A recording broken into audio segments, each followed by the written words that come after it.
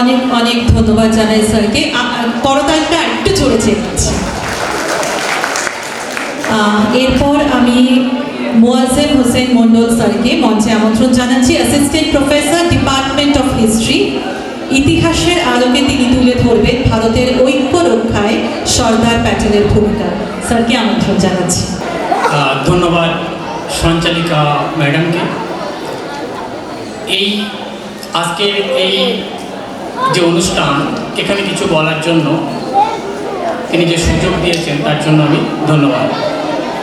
এছাড়াও আমি ধন্যবাদ জানাই আজকে এই বিশেষ অনুষ্ঠানের আয়োজক আমার খুব পরিচিত শঙ্কর দাকে এবং তার সহযোগী যিনি আছেন তাকেও বিশেষভাবে ধন্যবাদ জানাই। আমি জানি যে একমুখী বক্তব্য হচ্ছে, তো তোমাদের ভালো না লাগাই স্বাভাবিক, তবে আমি খুব সংক্ষিপ্ত বক্তব্য রাখবো তোমাদের কাছে। এবং আমার যেহেতু বিষয় ইতিহাস, আমি ইতিহাসের আলোকে সর্দার বল্লভভাই প্যাটেল তার কি ভূমিকা, অর্থাৎ একতা রক্ষায়, ভারতের একতা রক্ষায় তার কি ভূমিকা এবং তার মতো পলিটিশিয়ান এখন কেন প্রয়োজন, আমি এই দুটো বিষয় তোমাদের সামনে, সবাই যেহেতু স্টুডেন্টস আছো তাই আমি কিন্তু তোমাদেরই বলছি। অধিকাংশ তোমরা একটু সামান্য কিছু মিনিট একটু চুপ করে থাকো। আশা করব যে আমি বেশি করে আর সময় নেব না, আর তোমাদের চেষ্টা করব ভালো যাতে লাগে বিষয়টা, আমি চেষ্টা করব। আমি আজকে আমার যে বিষয়, দেশের অর্থাৎ ভারতের একতা রক্ষায় সর্দার বল্লভভাই প্যাটেলের কি ভূমিকা ছিল, তাহলে আমরা কম বেশি জেনেছি যে সর্দার বল্লভভাই প্যাটেল কে ছিলেন। তিনি একজন দেশপ্রেমী ছিলেন। তোমরা এখনকার দিনে হয়তো ভাবতেই পারো না, কেউ যদি একটা ভালো চাকরি পেয়ে যাও, ভালো প্রফেশনে ঢুকে যেতে পারো, তাহলে কিন্তু সে আর দেশের কথা ভাবে না। কিন্তু সর্দার বল্লভভাই প্যাটেল একজন আইনজীবী ছিলেন। আইনজীবী হওয়া সত্ত্বেও তিনি কিন্তু দেশের জন্য ভারতের স্বাধীনতা আন্দোলনে তিনি যোগ দিয়েছিলেন। সুতরাং এই যে স্বার্থত্যাগ, এটা কিন্তু সব মানুষের ক্ষেত্রে সম্ভব নয়। তা আমরা সেই মহান ব্যক্তি সম্পর্কে, তা ভারত রক্ষায়, একতা রক্ষায় তার কী ভূমিকা ছিল, সেটা আমরা কিন্তু সংক্ষেপে একটু জানার চেষ্টা করব। এই সংক্ষেপে আলোচনার আগে আমাদের একটু স্বাধীনতার আগের অবস্থায় ফিরে যেতে হবে। তখন ভারতবর্ষের পরিস্থিতি কেমন ছিল। আমি যে পার্টটা আলোচনা করছি, আমাদের স্যারেরা কিছু কিছু করেছেন, কিন্তু আমি তার মধ্য দিয়ে কিন্তু তোমাদের একটু আলোচনা করার চেষ্টা করছি, যাতে তোমরা এই ব্যাপারটা একটু বিস্তারিত। যাই হোক, স্বাধীনতার প্রাক্কালে যখন ব্রিটিশরা আমাদেরকে স্বাধীনতা দিচ্ছে, অর্থাৎ ভারতবর্ষকে স্বাধীনতা দিচ্ছে, তখন কিন্তু ভারতের স্বাধীনতা আইন বলে একটা আইন, যেটা ইংল্যান্ডের পার্লামেন্টে পাশ হয়, এবং সেই আইন বলে একটা শর্ত রাখা হয়েছিল, যে শর্তে বলা হয়েছিল যে, এবং তার আগে একটা বিষয় আলোচনা করা প্রয়োজন, যে তখন ভারতবর্ষে যেমন ব্রিটিশ শাসন ছিল, তেমনি দেশীয় রাজারা তারাও কিন্তু রাজত্ব করতো। সেই রাজ্যগুলিকে বলা হতো দেশীয় রাজ্য। সুতরাং একদিকে যেমন ব্রিটিশ রাজ্য আর একদিকে ছিল দেশীয় রাজ্য। তা ব্রিটিশরা যখন ভারতবর্ষের স্বাধীনতা আমাদেরকে অর্পণ করছে, তখন তারা আইনে, ভারত শাসন ওই যে স্বাধীনতা আইনে তারা এমন একটা শর্ত এনেছিল, যে শর্ততে বলা হয়েছিল যারা দেশীয় রাজ্য, তাদের ইচ্ছা মতো তারা হয় পাকিস্তানের সঙ্গে, নাহলে ভারতের সঙ্গে তারা যোগ দিতে পারে, এবং এমন একটা, অথবা তারা স্বাধীন থাকতে পারে, এমন একটা শর্ত দেওয়া হয়েছিল, যে তাদের একটা সুযোগ এনে দেওয়া হয়েছিল। এবং ব্রিটিশদের একটা কৌশল ছিল, যাতে ভারতবর্ষ অস্থিরতার মধ্যে কাটে এবং ভারতবর্ষে একটা অস্থিরতা তৈরি হয়, এবং ভারতবর্ষ যেন একটা আবার খণ্ড বিখণ্ড হয়ে যায়, সেই রকম একটা তাদের শর্ত ছিল, মানে তাদের শর্ত ছিল, তাদের কাজ ছিল, এটাই আমি বলতে চাইছি। তা আমি এবার চেষ্টা করছি যে ভারতবর্ষ যখন স্বাধীন হয়েছিল, অর্থাৎ 15ই আগস্ট 1947 সাল, তখন কিন্তু ভারতবর্ষে 565খানা, কোনো মতান্তরে 560খানা বলা হয়, কিন্তু আমার রেফারেন্স অনুযায়ী 565খানায় ছিল।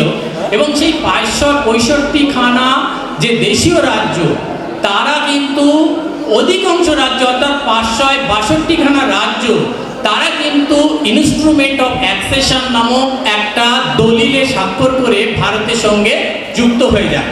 বাকি থাকে তিনটে দেশীয় রাজ্য, একটা হলো জুনাগড়, একটা হলো হায়দ্রাবাদ, একটা হলো কাশ্মীর। এমন একটা পরিস্থিতি যেখানে ব্রিটিশরা শর্ত দিয়েছিল যে তারা পাকিস্তানের সঙ্গে যোগ দিতে পারে, অথবা তারা ভারতের সঙ্গে যোগ দিতে পারে, অথবা তারা স্বাধীন থাকতে পারে। সেক্ষেত্রে দেখা যাচ্ছে জুনাগড় বলে যে রাজ্যটা, তার শাসক ছিলেন একজন মুসলিম, কিন্তু সেখানকার অধিকাংশ জনসাধারণ অর্থাৎ 80% জনসাধারণ কিন্তু তারা ছিল হিন্দু এবং বাকি 20% আদার্স। এমতো পরিস্থিতিতে কি দেখা যায়? এমতো পরিস্থিতিতে এটা দেখা যায় যে ওই মুসলিম শাসক তিনি কিন্তু ঘোষণা করে বসলেন যে তিনি পাকিস্তানের সঙ্গে যুক্ত হবে, কিন্তু সেখানকার জনগণ তো চাইছিল না, কারণ অধিকাংশ জনগণ তারা চাইছিল ভারতের সঙ্গে যুক্ত হবে। এমতো পরিস্থিতিতে কি হয় যে সর্দার বল্লভভাই প্যাটেল তিনি কিন্তু তখনকার ভারতের স্বরাষ্ট্রমন্ত্রী, তিনি এগিয়ে আসেন এবং তিনি এমন একজন ব্যক্তিত্ব ছিলেন, তিনি কিন্তু কারো উপরে কোনো কিছু জোর করে চাপানোর পক্ষপাতিত্ব ছিলেন না এবং তিনি এই দেশীয় রাজ্যগুলি ভারতের সঙ্গে যুক্ত করার ব্যাপারে তিনি কিন্তু বেশ কিছু নীতি নিয়েছিলেন। তার মধ্যে তাদের সঙ্গে আলোচনা করা এবং দ্বিতীয় হচ্ছে তাদেরকে বিভিন্ন ভাতা প্রদান করা এবং তারপরেও যদি তারা রাজি না হয় তাদেরকে শক্তি প্রয়োগের মাধ্যমে সেই রাজ্যগুলোকে অধিকার করা। সুতরাং এক্ষেত্রে দেখা যায় এই যে জুনাগড় রাজ্যে তেমন কোনো রাজনৈতিক অস্থিরতা দেখা যায়নি, কিন্তু অধিকাংশ জনগণ তারা ভারতের সঙ্গে থাকতে চাইছিল। এমতো পরিস্থিতিতে সর্দার বল্লভভাই প্যাটেল ভাবলেন যে জুনাগড় আমাদের, যেহেতু জুনাগড়ের ভৌগোলিক অবস্থান ছিল অনেকটা পাকিস্তানের সীমান্তবর্তী নয়, অনেকটা আমাদের ভারতের মধ্যে বেশিরভাগ, সুতরাং এই পাকিস্তানের সঙ্গে যোগ হলে সেটা তো তাহলে দেশের মাঝখানে থেকে যাবে, সুতরাং সেটা ভারতের পক্ষে সার্বভৌমত্বের পক্ষে একটা চ্যালেঞ্জ হয়ে দাঁড়াবে। এমতো পরিস্থিতিতে দেখা যায় কি সর্দার বল্লভভাই প্যাটেল বিভিন্ন কৌশল, তাকে কেন বিসমার্ক বলা হয়, তিনি একজন বাস্তববাদী রাজনৈতিক নেতা ছিলেন এবং বাস্তববাদী দেশপ্রেমী ছিলেন বলা যায়, এবং তার যে চরিত্রের মধ্যে বৈপরীত্য ছিল, কখনো তিনি দৃঢ়চেতা, আবার কখন তিনি উদারমনা। সুতরাং এক্ষেত্রে তিনি কি করলেন, প্রথমে যখন আলোচনা টেবিলে বসার পর তারা রাজি হলো না, এমন তো পরিস্থিতিতে তিনি কি করলেন, অর্থনৈতিক অবরোধ শুরু করলেন, অর্থাৎ অন্যান্য রাজ্য থেকে খাবার পণ্য অন্যান্য কিছু জুনাগড়ে আসতো সেগুলো তিনি বন্ধ করে দিলেন। এর ফলে সেখানকার মানুষ, সেখানকার যারা প্রশাসনিক কর্মী বা দেশীয় রাজ্যে যারা ছিলেন তারা কিন্তু প্রয়োজনীয় খাবার এইসব তারা পাচ্ছিল না, এবং সেখানকার যে বাণিজ্যিক এবং আমাদের যে অন্যান্য রাজ্যে যেত সেগুলো থেকে যারা তারা অর্থ লাভবান হতো সেগুলো থেকে তারা বঞ্চিত হচ্ছে। এমতো পরিস্থিতিতে কি হলো, সর্দার বল্লভভাই প্যাটেল আর একটা উদ্যোগ নিলেন। কি করলেন, যে তিনি ঘোষণা করলেন যে এখানকার গণভোট নেওয়া হবে, এবং সেই গণভোট তার মানে তিনি একদিকে আলোচনার টেবিল রাখলেন, একদিকে তিনি গণভোটের ব্যবস্থা করলেন যাতে সেখানকার অধিবাসীরা না বলতে পারে যে তাদের জোর করে ভারতের সঙ্গে যুক্ত করা হয়েছে। এমন তো পরিস্থিতিতে গণভোট হলো, কিন্তু সর্দার বল্লভভাই প্যাটেল কারোর প্রতি কোনো বৈরী ভাব ছিল না। তিনি কারোর প্রতি কোনো বৈরী ভাব না থাকায় সেখানকার যারা হিন্দু ব্যতীত অন্যান্য সম্প্রদায় ছিল তারা কিন্তু এই গণভোটে 99% অধিবাসী তারা ভারতের সঙ্গে কিন্তু যুক্ত হতে চাইলেন। সুতরাং এটাই হচ্ছে বল্লভভাই প্যাটেলের ক্রেডিট। তিনি কিন্তু বৈরিতা দেখান না, যার ফলে সমস্ত জনগণ তার প্রতি কিন্তু সহানুভূতিশীল ছিল, এবং যে রাজনৈতিক নেতা এখনকার কিন্তু দুর্লভ। সুতরাং সর্দার বল্লভভাই প্যাটেলের এটা কিন্তু একটা চারিত্রিক বৈশিষ্ট্য যা বর্তমান রাজনৈতিক নেতাদের মধ্যে কিন্তু আদৌ দেখা যায় না। দ্বিতীয় যে রাজ্য, গুরুত্বপূর্ণ রাজ্য ছিল কি, হায়দ্রাবাদ। হায়দ্রাবাদ রাজ্যটা একটু ভিন্নধর্মী, সেখানে যিনি রাজত্ব করতেন তিনি একজন মুসলিম শাসক, তার নাম ছিল ওসমান আলী। এই ওসমান আলীর আরেকজন আধা সামরিক বাহিনীর কমান্ড্যান্ট ছিলেন, তার নাম হচ্ছে রিজভি, কাসিম রিজভি, এবং তিনি একজন অত্যাচারী মানসিকতার এবং সাম্প্রদায়িক ব্যক্তি। তিনি কি করতেন, যে যখনই সর্দার বল্লভভাই প্যাটেল তাকে ভারতের সঙ্গে যুক্ত হওয়ার প্রস্তাব দেওয়া হলো, তখন তিনি কি করলেন, সাম্প্রদায়িক উত্তেজনা তৈরি করলেন। মানে হায়দ্রাবাদের যে হিন্দু প্রবণ অঞ্চলে সেখানে কিন্তু তার মিলিটারি দিয়ে তাদের উপরে অত্যাচার করতে লাগলেন, কিন্তু তবুও কিন্তু সর্দার বল্লভভাই প্যাটেল তখনও কিন্তু কোনো সামরিক ব্যবস্থা তিনি নেননি। তিনি কিন্তু আলোচনা টেবিলে রেখেছিলেন, এমনকি যিনি ওখানকার নিজাম যাকে বলা হতো ওসমান আলী, তাকে কিন্তু তিনি প্রিভি পার্স বলা হয়, এবং তাকে একটা গুরুত্বপূর্ণ পদে দেওয়ার জন্য কিন্তু তিনি ঘোষণা করলেন। তবুও কিন্তু তারা রাজি হলো না। পরবর্তীতে কি দেখা গেল, পরবর্তীতে যখন একটা অরাজকতা তৈরি হলো হায়দ্রাবাদে, বাধ্য হয়ে গেলে কিন্তু সামরিক বাহিনী সেখানে কিন্তু সামরিক বাহিনী কিন্তু আক্রমণ করলো এবং 5 দিনের মাথায় হায়দ্রাবাদকে কিন্তু নিজেদের বশে আনলো। কিন্তু তাহলে আপনারা ভাবুন, যে নেতা ভারতের এগনেস্টে যুদ্ধ ঘোষণা করলো তার প্যারামিলিটারি দিয়ে, কিন্তু তারপরেও কিন্তু সর্দার বল্লভভাই কোনো প্রতিহিংসা পরায়ণতা তিনি দেখাননি। তিনি কি করলেন, সেই নিজামকে কিন্তু তিনি একটা গভর্নরের পদ দিলেন এবং বার্ষিক একটা ভাতা প্রদান করলেন। এবং তিনি কিন্তু প্রতিহিংসা পরায়ণ হয়ে তাকে হত্যা করতে পারতেন, ফাঁসি দিতে পারতেন বা অন্যান্য তিনি শাস্তি দিতে পারতেন, কিন্তু তিনি এইটাই ছিল তার বাস্তববাদ রাজনীতির একটা অঙ্গ, যে তিনি তাকে কিন্তু কোনো শাস্তি দেননি এবং তিনি কিন্তু তাকে সম্মানিত একটা পদে তাকে অধিষ্ঠিত করেছিলেন। যার ফলস্বরূপ কি, তার যে সাপোর্টারগুলো ছিল তারা কিন্তু সর্দার বল্লভভাই প্যাটেলের প্রতি খুবই খুশি হয়েছিল। আর এই খুশিটা কি, আমাদের যে ঐক্য, আমাদের যে ভিন্নতার মধ্যে যে একতা, সেটা কিন্তু বল্লভভাই প্যাটেল বজায় রাখতে পেরেছিলেন। এবং থার্ড অপশন যেটা ছিল, থার্ড যে রাজ্যটা ছিল সেটা হচ্ছে কাশ্মীর। কাশ্মীরের পরিস্থিতি একটু আলাদা ছিল, কারণ কাশ্মীরের যে ভৌগোলিক সীমানা সেটা কিন্তু পাকিস্তানের বর্ডারে ছিল। প্রথমে কাশ্মীর কি করলো, বললো যে তারা স্বাধীনভাবে থাকবে এবং সেই স্বাধীনভাবে থাকার জন্য স্ট্যান্ড স্টিল বলে একটা চুক্তি যেটা পাকিস্তানের সঙ্গে হয়েছিল, যে কাশ্মীরের যে অবস্থা যেমন আছে তেমনই থাকবে। এবং এই চুক্তিতে কিন্তু পাকিস্তানের সঙ্গে চুক্তি হয়, কিন্তু পাকিস্তান এমন একটা অখাদ্য রাষ্ট্র যে সে কোনো চুক্তিই মানেনি। এবং কিছুদিন পর দেখা যায় কি, যে সেই স্ট্যান্ড স্টিল চুক্তি ভঙ্গ করে সেখানকার যে পশতু উপজাতি, সেই উপজাতিদের কিন্তু কাশ্মীরে পাঠিয়ে দিয়েছে এবং কাশ্মীরে পাঠিয়ে দিয়ে সেখানে একটা সন্ত্রাসী যে ভাব সেটা কিন্তু তৈরি করেছে, একটা সন্ত্রাস তৈরি করেছে। এবং এই সন্ত্রাসের মাধ্যমে মনে করেছিলেন যে রাজা হরি সিং পাকিস্তানের সঙ্গে যুক্ত হবে, কিন্তু তেমন পরিস্থিতি হয়নি। রাজা হরি সিং তখন কি করলেন, প্রথমে তিনি স্বাধীন থাকতে চেয়েছিলেন, কিন্তু পরবর্তীতে তখন দেখা যাচ্ছে পশতু উপজাতি পাকিস্তানের সহযোগিতায় সেখানে সন্ত্রাস সৃষ্টি করলো। তখন তিনি বাধ্য হয়ে ভারতকে আহ্বান করলেন ইনস্ট্রুমেন্ট অফ অ্যাকসেশন যে বিল, দলিল, তাতে কিন্তু তারা স্বাক্ষর করার জন্য সম্মতি হলেন। সে মতো অবস্থায় জওহরলাল নেহরু প্যাটেলের কে বললেন এই ব্যবস্থার প্রথম উদ্যোগ নিতে। প্যাটেল প্রথম উদ্যোগ নিয়ে সামরিক বাহিনী সেখানে পাঠায়, কিন্তু পরবর্তীতে তার দায়িত্ব নেহরুর হাতেই রাখে। এবং অনেকেই এখানে সমালোচনা করে থাকে যে কাশ্মীর হয়তো যদি সর্দার বল্লভভাই প্যাটেলের কাছে থাকতো, হয়তো কাশ্মীর এখন ভারতের সঙ্গে যুক্ত হতো, কিন্তু আমি এই বিষয়ে একমত নয়। কারণ কাশ্মীর এমন একটা জায়গায় ছিল এবং এমন একটা পরিস্থিতিতে ছিল যেখানে বাধ্য হয়ে জওহরলাল নেহরুকে দায়িত্ব নিতে হয়েছিল। কারণ জুনাগড় বা হায়দ্রাবাদ, যেটা কিন্তু পাকিস্তান দাবি করেনি যে ওটা আমাদের সঙ্গে যুক্ত, কিন্তু কাশ্মীরকে তারা দাবি করেছিলেন যে কাশ্মীর হচ্ছে পাকিস্তানের অংশ। সুতরাং এইরকম একটা পরিস্থিতিতে আমেরিকা তাদের ব্যাকআপ দিচ্ছিল এবং সেই পরিস্থিতিতে এবং যে ইনস্ট্রুমেন্ট অফ অ্যাকসেশন বিল স্বাক্ষর করেছিল, সেখানে কিন্তু জওহরলাল নেহরু দুটো কথা স্বীকার করে নিয়েছিল। এক হচ্ছে এখানে গণভোট হবে, আর দ্বিতীয়ত এখানে যে গণভোটের মাধ্যমে যেটা নির্ধারণ হবে সেটাই কিন্তু ফাইনাল বলে গণ্য হবে। এমতো পরিস্থিতিতে যখন পশতু উপজাতি আক্রমণ করলো, তখন বাধ্য হয়ে ভারতের সামরিক বাহিনী সেখানে গেল এবং সামরিক বাহিনী যাওয়ার পর এই বিষয়টা যখন সমাধানের সূত্র বের হলো না, পাকিস্তানের সেনাবাহিনী যখন ভারতের অনেক অঞ্চল, যেটাকে আজাদ কাশ্মীর নামে অভিহিত করা হয়, যেটা লাদাখ এবং জম্মু কাশ্মীর বাদ দিয়ে বাকি যে জম্মু কাশ্মীরের অঞ্চল, সেটা কিন্তু তারা দখল করে নিল।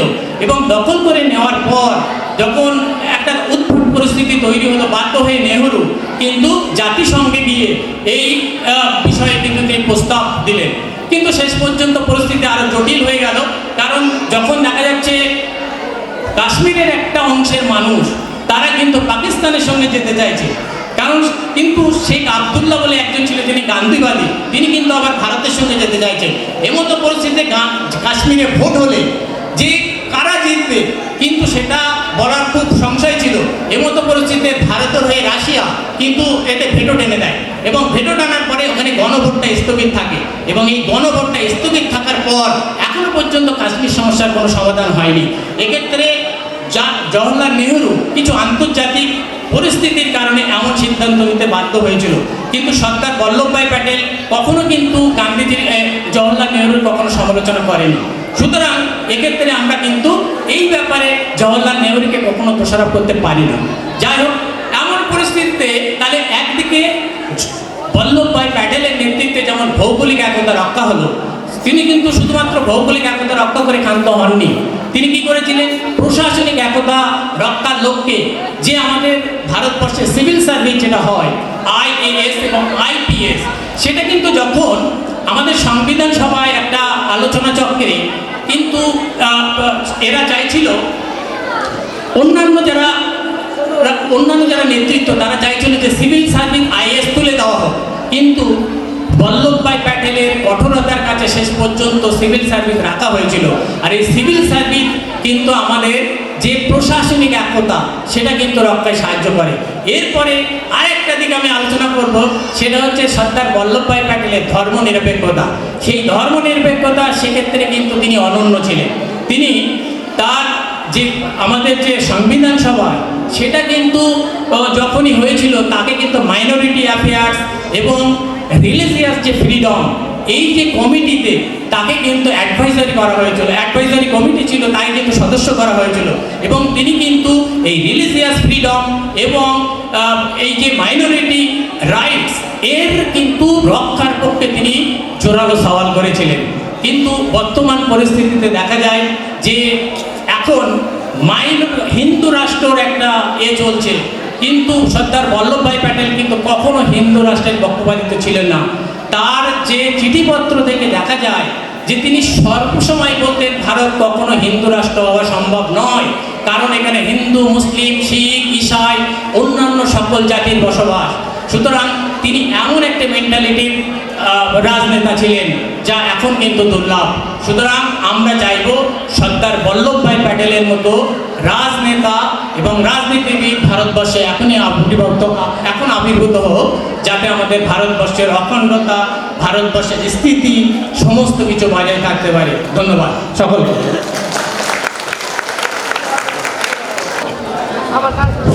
আন্তরিক ধন্যবাদ জানাই স্যারকে।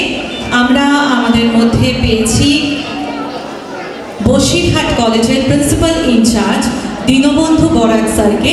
আমি তাকে আমন্ত্রণ জানাবো বক্তব্য রাখার জন্য। সকলের কাছে একটু উষ্ণ করতালি চেয়ে নেব। শুভ অপরাহ্ন। আজকে প্রথম জায়গায় আমি যে অনুষ্ঠানটা দেখছি, এত সুন্দরভাবে গোছানো অনুষ্ঠান, খুব সুন্দর লেগেছে, ভালো লেগেছে। এর জন্য যারা উদ্যোক্তা, দক্ষিণ চাঁদপুর চাইল্ড ডেভেলপমেন্ট মিশন এবং ভারত সরকারের সঙ্গে ভারত সরকার সংস্কৃতি মন্ত্রণালয়ের সঙ্গে যৌথ উদ্যোগে যে একটা সুন্দর অনুষ্ঠান এই ছাত্রছাত্রীদের যেটা উপস্থাপন করলো ছাত্রছাত্রীদের কাছে, এবং ছাত্রছাত্রীরা যে উপকৃত হলো সর্দার বল্লভভাই প্যাটেল সম্পর্কে তাদের জ্ঞান অর্জন করে, আমার খুবই ভালো লাগছে। এবং এর যারা আহ্বায়ক দিয়ে আমি আমার অন্তর থেকে শ্রদ্ধা করছি। এবং শঙ্করবাবু এবং কেয়া ম্যাডাম আছেন, উনি যেভাবে আয়োজন করেছেন অনুষ্ঠানটা সত্যি আমাদের খুব ভালো লাগলো। এই ধরনের অনুষ্ঠান সাধারণত আমরা দেখি না, এবং এই অনুষ্ঠানে আমি নিজেকে খুবই গর্বিত অনুভব করছি আমন্ত্রণ জানানোর জন্য। আমি বসিরহাট কলেজের একজন প্রিন্সিপাল ইনচার্জ, এবং ইতিহাস সর্দার বল্লভভাই প্যাটেল সম্পর্কে আমার আগের যিনি বললেন মোয়াজ্জেম হোসেন ভাই, উনি ইতিহাসের টিচার ছিলেন, এবং উনি ওনার সম্পর্কে যা বলেছেন সত্যি বলেছেন, এবং সম্পূর্ণটাই তোমাদের মধ্যে উদাহরণ করে দিয়েছেন।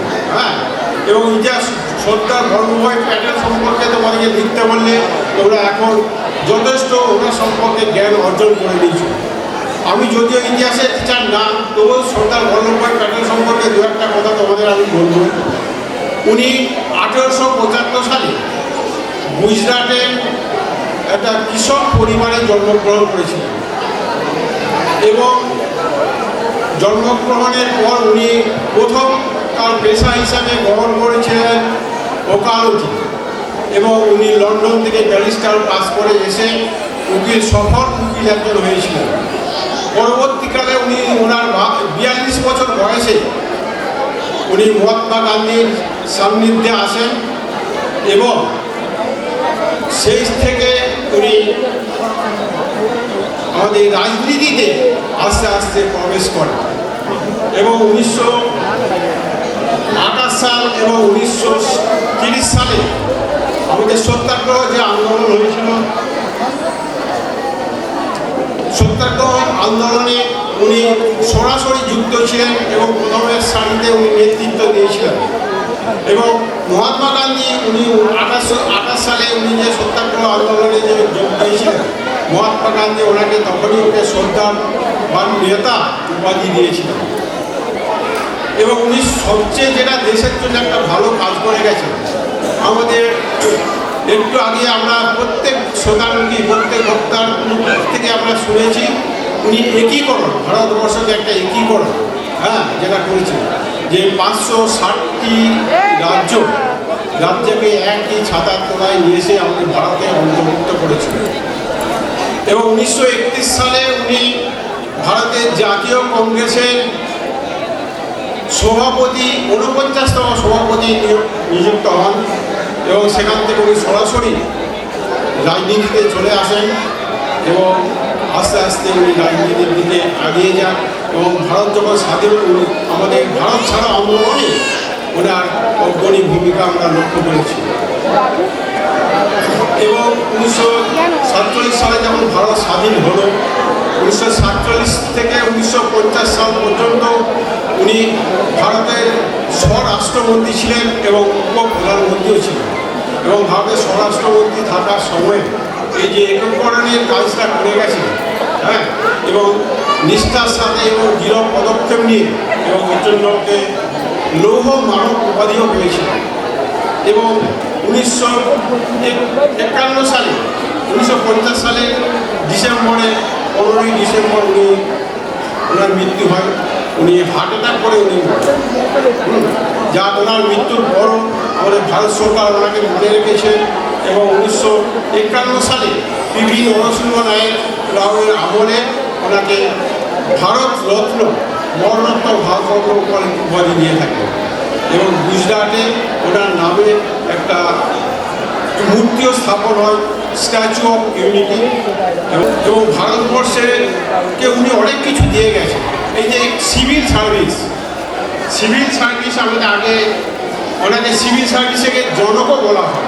কেন সিভিল সার্ভিসের জনক বলা হয়? উনি আইএস ও আইপিএস প্রতিষ্ঠার মূল উদ্যোক্তা ছিলেন এবং উনি বুঝেছিলেন আইএস এবং আইপিএস যদি প্রতিষ্ঠা করা যায় ভারতের শাসন ব্যবস্থার স্টিল ফ্রেম ব্যবস্থা গ্রহণ করা হবে, এবং সেই জন্য উদ্যোক্তা নিয়েছিলেন।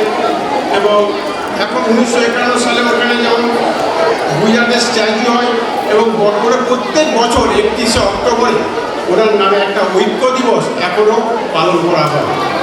আমি এই সম্বন্ধে আর কিছু বলছি না, আমি ছোট্ট একটু বক্তব্য রাখলাম, এই বলে আমি তোমাদের শেষ করব। স্যারকে অনেক অনেক ধন্যবাদ জানাই। আমাদের মধ্যে এসে উপস্থিত হয়েছে শ্রী সুভাষ ঘোষ মহাশয়কে, আমি তাকে মঞ্চে আমন্ত্রণ জানাচ্ছি। আমরা তাকে একটু সম্বর্ধনা জ্ঞাপন করব, তার জন্য মঞ্চে আমি স্যারকে আমন্ত্রণ জানাচ্ছি। শ্রী সুভাষ ঘোষ মহাশয় আমাদের মধ্যে এসে উপস্থিত হয়েছে। দক্ষিণ চাঁদপুর চাইল্ড ডেভেলপমেন্ট মিশনের পক্ষ থেকে আমরা তাকে সম্বর্ধনা জ্ঞাপন করব। দুদিন ব্যাপী যে অনুষ্ঠানের আয়োজন করেছে দক্ষিণ চাঁদপুর চাইল্ড ডেভেলপমেন্ট মিশন, আজ তার প্রথম দিন।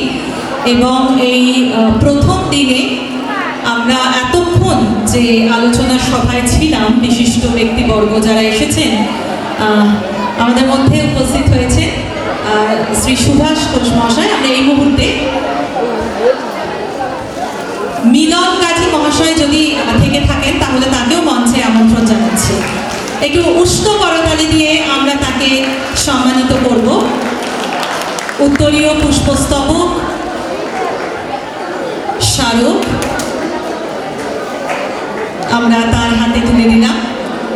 অনেক অনেক ধন্যবাদ। ধন্যবাদ। এবং যেটা বলছিলাম যে আমাদের প্রথম দিনে যে আলোচনা ছিল সর্দার প্যাটেলকে নিয়ে, unity in diversity, rural development এবং ইউথ লিডারশিপ, অনেকক্ষণ আমরা আলোচনা শুনেছি। তবে আপনাদের সবাইকে বা তোমাদের সবাইকে বলছি, আমাকে কিন্তু কথা দিতে হবে, এরপর আমরা লাঞ্চ ব্রেকে যাব, লাঞ্চ আসলেই লাঞ্চ ব্রেকে যাব, কিন্তু তারপরে নাচ গান সবটাই আছে, কিন্তু সঙ্গীতানুষ্ঠান আছে, নৃত্যানুষ্ঠান আছে। তাই ভেবো না যে শুধুমাত্র আলোচনা, প্রত্যেকে থাকতে হবে। কথা দিচ্ছ হ্যাঁ কি না? সবাই থাকবে তো? লাঞ্চের পর কিন্তু আমি প্রত্যেককে দেখতে চাই, কারণ তোমরা যদি না থাকো তাহলে কে নাচ করবে আর কে গান গাইবে। এবং আগামীকাল আলোচনা সভা আছে, ছোট্ট আলোচনা সভা আছে, এবং যেটা বিশেষ আকর্ষণ রয়েছে আগামীকালে সেটা হচ্ছে কুইজ কন্টেস্ট। তাই প্রত্যেককে আসতে হবে কিন্তু, ঠিক আছে? তো আমরা শর্মিষ্ঠা ভট্টাচার্য ম্যামকে আমি মঞ্চে আমন্ত্রণ জানাচ্ছি। একটু করতালি চেয়ে নেব সকলের থেকে। আমরা তাকে সম্মানিত করব এবং তারপর আমরা জাস্ট 5-10 মিনিটের অপেক্ষা করব, তারপরে আমরা লাঞ্চে চলে যাব। কিন্তু লাঞ্চটা খুব তাড়াতাড়ি সেরে সবাই কিন্তু এখানে চলে আসবে, ঠিক আছে? কথা দিয়েছে সবাই। আমরা শর্মিষ্ঠা ম্যামকে মঞ্চে আমন্ত্রণ জানাচ্ছি। দক্ষিণ চাঁদপুর চাইল্ড ডেভেলপমেন্ট মিশনের পক্ষ থেকে আমরা তাকে বরণ করে নেব।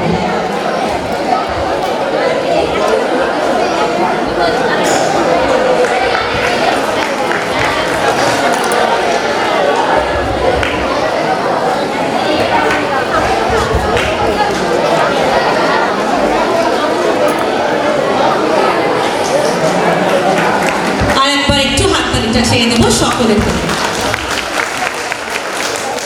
অনেক অনেক ধন্যবাদ। ম্যামকে পেয়েছি, হ্যাঁ আমরা 2-4 কথা ম্যামের থেকে একদম সংক্ষেপে শুনি, এবং ম্যামের বক্তব্য হয়ে গেলে আমরা সকলে একসঙ্গে লাঞ্চে চলে যাব। We are over here to represent Taki Maunzion English Medium Secondary School. We thank Dokhin Chandpur Child Development Mission for celebrating centenary and anniversary celebration of Sardar Vallabhbhai Patel. As we have been seeing that the crowd is growing impatient, because it's really tough that people will have to listen to so much speeches and lectures being given from the dais continuously. But as we have been seeing that or listening, while I was also sitting over there, that the learned men present over here were telling so many valuable informations about Sardar Vallabhbhai Patel. As we know about him a lot of things, that when he was born in Gujarat, and he had been a symbol of unity, and a statue of Sardar Vallabhbhai Patel representing the unity of our country is also in Gujarat. But the most important thing is that, as has been told by the people present over here, the learned men who had been saying that Sardar Vallabhbhai Patel's contribution in India's unity by joining all the provinces is really memorable. And when today the whole world is shivering and engrossed in various fights and battles, and in such a condition we can see that our country is moving forward in the path of progress and about to become probably the third biggest economy in the whole world. Our country is not engrossed in any world war or any conflict, but we are moving forward with all our schools and offices open regularly. So these inspirations we must have got from these great men like Sardar Vallabhbhai Patel. I just finished my speech over here because we can feel that the crowd is growing very impatient. So enjoy, and probably very beautiful songs and dances will be coming up after this. So have your lunch. Thank you all of you.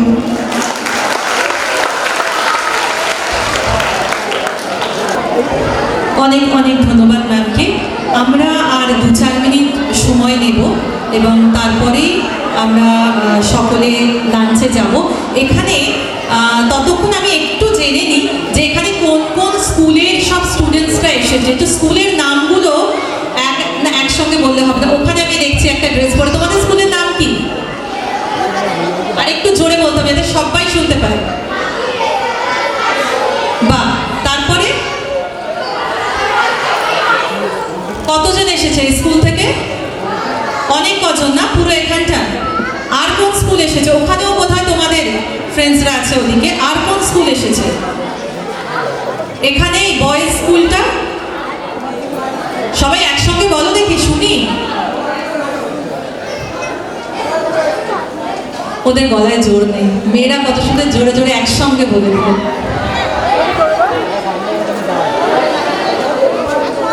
Kumarpukur high school, তাই তো? আর কোন school এসেছে? 3টে school পেলাম। ওখানে একটা school, কোন school ওখানে? আচ্ছা, 4টে স্কুল। আর ওখানে বাচ্চারা এসেছে, ছোটরা, ওটা কোন স্কুলে? আচ্ছা, আগামীকাল কারা কারা আছে কুইজ কন্টেস্টে? কোন স্কুল পার্টিসিপেট করছে? সব স্কুল। তাহলে আজকে নিশ্চয়ই আলোচনা সভাটা শুনেছো, হয়তো ওখান থেকে অনেক প্রশ্ন আসতে পারে, তো সেইভাবে প্রিপারেশন নিও।